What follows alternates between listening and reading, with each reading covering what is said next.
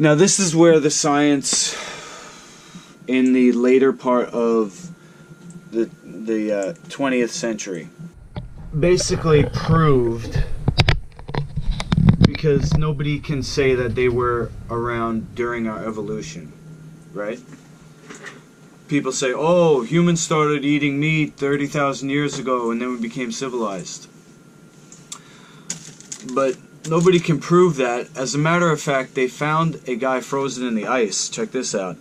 And he had heart disease. This is like a 30,000-year-old man. He had heart disease. And in his stomach they found animal products. Heart disease is the #1 killer, by the way. Okay, so what we have here in the end of the last century is called functional plasticity.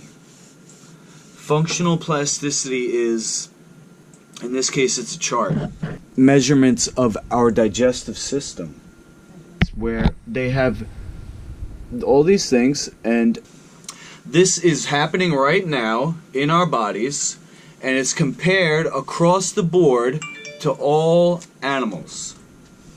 So what does an animal that has the same characteristics as our digestive system, what do they do? And what do they eat?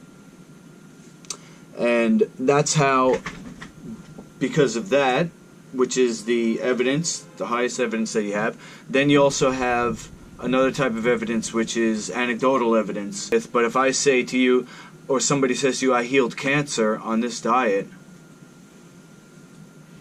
but then somebody says, no, you need to eat a standard American diet and get chemotherapy.